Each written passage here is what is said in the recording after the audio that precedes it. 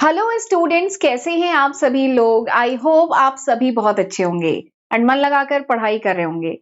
तो चलिए फिर आज का लेक्चर स्टार्ट करते हैं। आज है हमारा लेक्चर नंबर 5। लेक्चर नंबर 5 है एंड इस समय जो सीरीज हम लोग डिस्कस कर रहे हैं वो है यूजीसी नेट एग्जामिनेशन जो 2 महीने में होने जा रहा है। इसका जो मैनेजमेंट सब्जेक्ट है, मैनेजमेंट सब्जेक्ट का पेपर 2, उसके प्रीवियस ईयर के क्वेश्चन पेपर इस समय हम लोग डिस्कस कर रहे हैं। 4 लेक्चर वीडियो मैं ऑलरेडी अपलोड कर चुकी हूं। आज है हमारा लेक्चर नंबर 5। 2017-18 से लेकर के 2024 तक जितने भी क्वेश्चन आए हैं मैनेजमेंट सब्जेक्ट में, नेट एग्जामिनेशन में, पेपर 2 में, वो सब हम लोग बहुत डिटेल में इस सीरीज में डिस्कस कर रहे हैं। राइट? तो चलिए फिर आज का लेक्चर स्टार्ट करते हैं। बट उससे पहले मैं आपको जरा दिखा देती हूँ कि ये वो सारे सब्जेक्ट हैं जो मैं आज की तारीख तक अपने चैनल पे अपलोड कर चुकी हूँ एंड यही सब्जेक्ट यूजीसी नेट एग्जामिनेशन के सिलेबस में भी है। सबकी सेपरेट प्लेलिस्ट मेरे चैनल पे बनी हुई है, तो ये प्लेलिस्ट जरूर रेफर करिएगा, आपके लिए काफी हेल्पफुल रहेगी।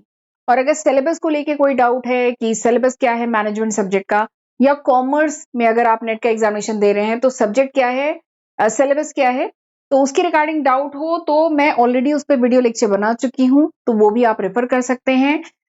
डिस्क्रिप्शन में मैं लिंक दे दूंगी, तो आप देख सकते हैं। ठीक है, तो चलिए फिर आज का लेक्चर स्टार्ट करते हैं। तो ये है पहला क्वेश्चन। क्वेश्चन क्या कह रहा है? The problem arising from the expression in communication are called. ये कम्युनिकेशन जो टॉपिक है उससे क्वेश्चन है। क्वेश्चन क्या कह रहा है कि देखिए बैरियर्स बहुत सारे, कम्युनिकेशन हमने पढ़ा है, हमने कम्युनिकेशन के बहुत सारे बैरियर्स हैं उसके बारे में डिटेल में पढ़ा है। तो कम्युनिकेशन बैरियर से रिलेटेड क्वेश्चन है कि अगर एक्सप्रेशन के कारण प्रॉब्लम आए कम्युनिकेशन में तो उसको क्या कहते हैं। क्या उसको स्पेशल बैरियर कहते हैं, या उसको सिमेंटिक प्रॉब्लम कहते हैं, या उसको रॉन्ग एजम्पशन कहते हैं, या सिलेक्टिव परसेप्शन कहते हैं। तो इसको क्या कहा जाता है? अगर एक्सप्रेशन के कारण प्रॉब्लम आए कम्युनिकेशन में तो उसको क्या कहा जाता है? तो ये अच्छा क्वेश्चन है। और एक बात है, जो मैं क्वेश्चन कराती हूँ ना, इसमें मेरा पर्पस ये नहीं है कि आपको आंसर बताना, वरना इसमें आंसर है ऑप्शन 2 आंसर है। ठीक है, बट मेरा पर्पस आंसर बताना नहीं है, मेरा पर्पस है इन चारों जो ऑप्शन है उनके बारे में डिटेल में बताना, ताकि आप आंसर खुद ही समझ पाए कि यहाँ पे आंसर क्या है। ठीक है, तो मैं सबसे पहले आपको चारों ही ऑप्शन के बारे में डिटेल में बताती हूँ। सबसे पहले हम देखते हैं स्पेशल बैरियर क्या होता है। स्पेशल बैरियर एक कम्युनिकेशन बैरियर है which arises because of the distance between sender and receiver. जो दो लोग कम्युनिकेट कर रहे हैं, अगर उनके बीच में दूरी बहुत ज्यादा है तो उसके कारण तो कम्युनिकेशन में बैरियर आएगा ना, रुकावट आएगी, तो उसको कहा जाता है स्पेशल बैरियर। देखिए, तो वही लिखा है, स्पेशल बैरियर जो है वो कम्युनिकेशन बैरियर है, ऑब्स्टिकल है जो अराइज करता है बिकॉज ऑफ फिजिकल स्पेस या डिस्टेंस बिटवीन द जो दो पार्टीज है उनके बीच में डिस्टेंस के कारण ये बैरियर अराइज करता है। तो देखिए यहाँ पे इसकी तो बात हो नहीं रही है, यानी ये तो ऑप्शन है नहीं। ठीक है, यानी एक सेकेंड, यानी ये जो फर्स्ट है ये तो आंसर है नहीं। दूसरा देखते हैं सिमेंटिक बैरियर क्या होता है। तो सिमेंटिक बैरियर बेसिकली कम्युनिकेशन की वो प्रॉब्लम है जो अराइज करती है because messages not properly conveyed. यानी शायद जो सेंडर था उसने अपने एक्सप्रेशन या अपने हाव भाव से जो बात कहना चाहता था वो नहीं कहा, तो उसके कारण जो बैरियर आता है ना उसको कहते हैं सिमेंटिक प्रॉब्लम या सिमेंटिक बैरियर। एंड यहाँ पे इसी की तो बात हो रही है, तो दिस इज द आंसर। ठीक, अगला क्या है? रॉन्ग अजम्पशन, यानी जो आपने अजम्पशन लिए वो रॉन्ग लिए।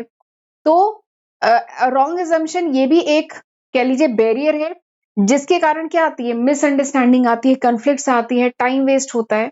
तो यहाँ पे इसकी तो बात हो नहीं रही है। नेक्स्ट क्या है? सिलेक्टिंग या सिलेक्टिव परसेप्शन।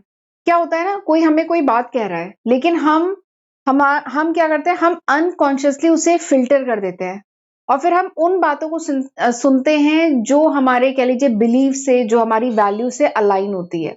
ऐसा होता है ना, तो उसी को कहते हैं सिलेक्टिव परसेप्शन। तो देखिए लिखा है सिलेक्टिव परसेप्शन, ये भी कम्युनिकेशन का बैरियर है जिसमें अनकॉन्शियसली फिल्टर कर देते हैं एंड फोकस करते हैं उन इंफॉर्मेशन पे जो हमारे बिलीफ, वैल्यू या गोल से अलाइन होते हैं। तो सिलेक्टिव परसेप्शन ये होता है। ठीक, तो आपको समझ में वैसे आ गया। यहाँ पे आंसर क्या है? यहाँ पे आंसर है ऑप्शन 2 सिमेंटिक प्रॉब्लम। ठीक है, चलिए आगे बढ़ते हैं अगले क्वेश्चन पे। ये था पहला क्वेश्चन, अगला क्वेश्चन देखते हैं। तो चलिए देखते हैं अगला क्वेश्चन। क्वेश्चन क्या है कि find the correct sequence of management theories in their origin. यानी ये आपको 5 मैनेजमेंट की थ्योरीज दी गई है। एक सेकेंड, इसको क्लीन कर लेती हूँ। ठीक है, ये आपको 5 मैनेजमेंट की थ्योरीज दी गई हैं। ठीक है, ये 5 मैनेजमेंट की थ्योरी दी गई है, आपको इनको करेक्ट सीक्वेंस में अरेंज करना है in the sequence of the origin, यानी जिस सीक्वेंस में ये थ्योरीज आई हैं उस सीक्वेंस में इनको अरेंज करना है। पहली थ्योरी क्या है? बर्टलेनेफ सिस्टम थ्योरी। अगली है एल्टन मायो की ह्यूमन रिलेशन मैनेजमेंट थ्योरी। अगली है मैक्स वेबर की ब्यूरोक्रेसी मैनेजमेंट थ्योरी। नेक्स्ट है एफ.डब्ल्यू. टेलर की साइंटिफिक मैनेजमेंट थ्योरी। नेक्स्ट है हेनरी फ्यूल की एडमिनिस्ट्रेटिव मैनेजमेंट थ्योरी। तो ये 5 थ्योरीज हैं, आपको इनको करेक्ट सीक्वेंस में अरेंज करना है। तो ये क्वेश्चन आप तभी कर पाएंगे when you know the year of their origin, यानी ये थ्योरीज कब आई, आप अगर आपको ये पता है तभी तो इनको अरेंज कर पाएंगे। ठीक है, तो इसके लिए हमें ईयर पता होना चाहिए। तो एक बार मैं आपको बता देती हूँ ये थ्योरीज कब कब आई हैं। तो ये जो बर्टलेनेफ सिस्टम थ्योरी है ये आई है 1968 में। ठीक है, हेनरी फ्यूल की ये जो थ्योरी है इसकी मैं बात करूं, हेनरी फ्यूल की एडमिनिस्ट्रेटिव मैनेजमेंट थ्योरी 1916 में आई है। फिर उसके बाद एफ.डब्ल्यू. टेलर की साइंटिफिक मैनेजमेंट थ्योरी 1911 में आई हुई है। मैक्स वेबर की ब्यूरोक्रेसी मैनेजमेंट थ्योरी 1921 में आई हुई है। ठीक है, एंड ये जो एल्टन मायो की ह्यूमन रिलेशन मैनेजमेंट थ्योरी है ये 1930 के आसपास, ठीक है, 1-2 साल पहले आई हुई है। ठीक है, और एक बात और है, ये जो क्वेश्चन है ये नवंबर 2021 का आया हुआ क्वेश्चन है। ठीक है, तो ये इनके ईयर्स हैं, अब आप इनको अरेंज कर लीजिए। तो ये ईयर आपको पता होने चाहिए, लर्न करने पड़ेंगे कि हेनरी फ्यूल का जो एडमिनिस्ट्रेटिव थ्योरी है 1916, एफ.डब्ल्यू. टेलर की scientific management theory 1911, max weber की 1921, एल्टन मायो की जो ह्यूमन रिलेशन थी 1930 के आसपास है, नॉट एग्जैक्टली 1930। ठीक है, एंड ये 1968। तो अब इनको अरेंज कर लीजिए। तो सबसे पहले क्या है? डी। ठीक है, फिर उसके बाद सबसे पहले एफ.डब्ल्यू. टेलर की 1911, फिर उसके बाद ई 1916, फिर मैक्स वेबर की सी 1921, फिर बी, फिर ए। ठीक है, तो option 4 is the correct answer. ठीक है, ये इनका सीक्वेंस है, समझ में आ गया। एंड ये इसकी एक्सप्लेनेशन है, अगर आपको पढ़ना है तो आप इसका स्क्रीनशॉट ले लीजिएगा। ठीक है, चलिए अगला क्वेश्चन देखते हैं। अगला क्वेश्चन भी बहुत अच्छा है। अगला क्वेश्चन क्या है कि what is the role of advertisement and selling cost. अगला क्वेश्चन है कि what is the role of advertisement and selling cost in perfectly competitive market. अब इकोनॉमिक्स का क्वेश्चन है, मार्केट स्ट्रक्चर का क्वेश्चन है। इकोनॉमिक्स मैंने अपने चैनल पे डिटेल में 70 से 75 लेक्चर्स में डिटेल में इकोनॉमिक्स पढ़ाई है। तो इकोनॉमिक्स का क्वेश्चन है कि परफेक्टली कॉम्पिटिटिव मार्केट अगर है तो what is the role of advertisement and selling cost. जो एडवर्टाइजमेंट एंड सेलिंग कॉस्ट है इसका क्या रोल है परफेक्टली कॉम्पिटिटिव मार्केट में। तो मैं बता दूं, जो परफेक्टली कॉम्पिटिटिव मार्केट होता है ना उसमें क्या होता है? Large number of buyer and seller, free entry exit, homogeneous product होता है। ठीक है, तो बता दें कि एडवर्टाइजमेंट एंड सेलिंग कॉस्ट का कोई रोल नहीं होता है परफेक्टली कॉम्पिटिटिव मार्केट में। ठीक है, तो यहाँ पे 4 ऑप्शन आपको दिए गए हैं। पहला क्या है? Informative to intimate product service availability. ठीक है, तो एडवर्टाइजमेंट या जो सेलिंग कॉस्ट, एडवर्टाइजमेंट का कोई रोल नहीं होता प्रोडक्ट या सर्विसेज के बारे में इंटीमेट करने के लिए, इनका कोई रोल नहीं होता। ठीक है, लार्ज नंबर ऑफ बायर होते हैं, सेलर होते हैं, होमोजीनियस प्रोडक्ट बेच रहे होते हैं, आलू प्याज टमाटर ये सब इसके एग्जाम्पल हैं, ये बेच रहे होते हैं, तो इसमें इसका कोई रोल नहीं है एडवर्टाइजमेंट का। अगला क्या है? Very essential for survival of the firm.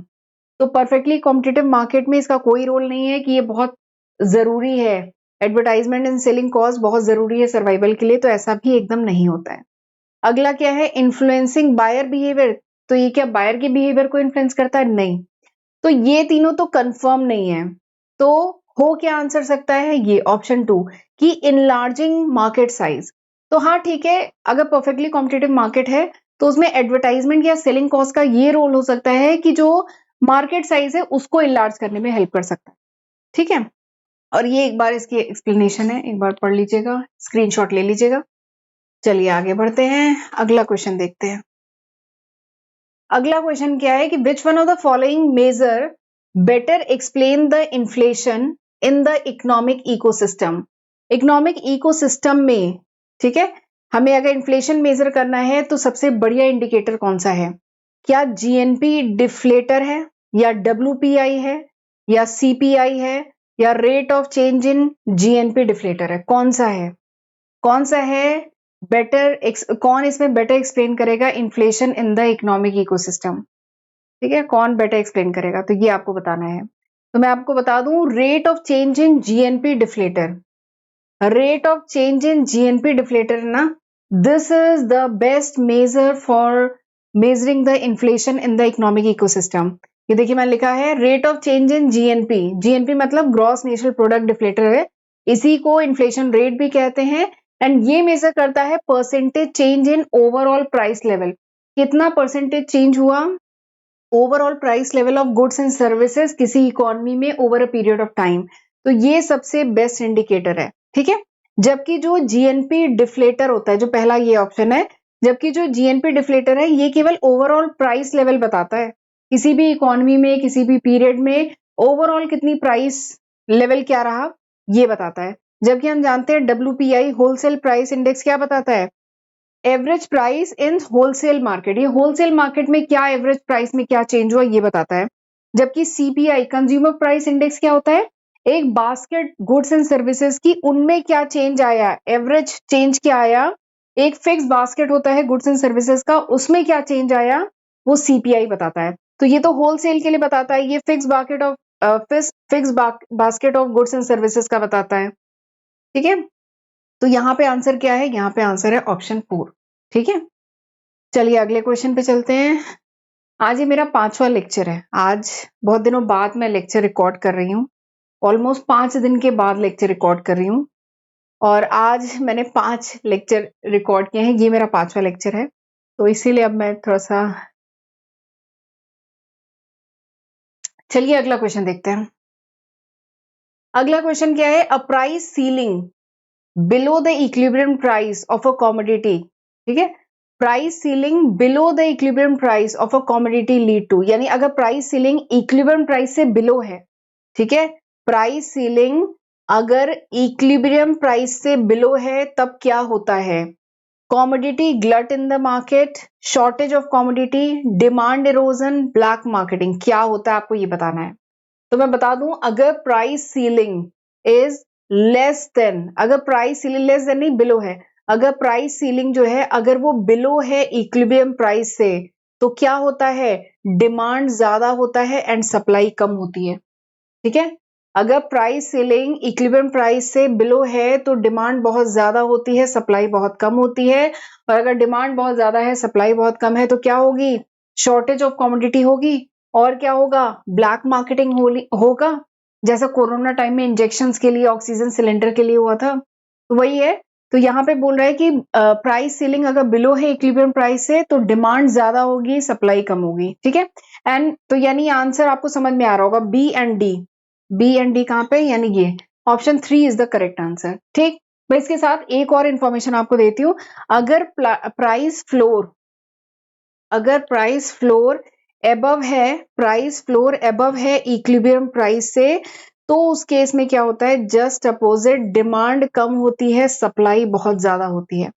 अगर प्राइस फ्लोर एबव है इक्विलिब्रियम प्राइस से तो जस्ट अपोजिट होता है, डिमांड बहुत कम होती है सप्लाई बहुत ज्यादा होती है, तो उस केस में क्या होता है, सरप्लस हो जाता है मार्केट में, ठीक है। तो चलिए ये भी हो गया, चलिए आज यहीं तक रखते हैं, ठीक है।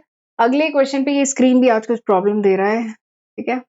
तो चलिए आज यहीं तक रखते हैं, अगले लेक्चर में हम और क्वेश्चन डिस्कस करेंगे। आज एक्चुअली बैक टू बैक मैंने 5 वीडियो रिकॉर्ड कर दी, 5 दिन के बाद आज वीडियो रिकॉर्ड कर रही हूँ और 5 वीडियो रिकॉर्ड कर लिए, इसीलिए अब एक मतलब बहुत क्लियर नहीं बोल पा रही हूँ। तो चलिए फिर आज का लेक्चर वाइंड अप करती हूँ, और चैनल नहीं सब्सक्राइब किया है तो सब्सक्राइब कर लीजिएगा। मिलते हैं अगले लेक्चर वीडियो में, तब तक अपना ध्यान रखिएगा। God bless you.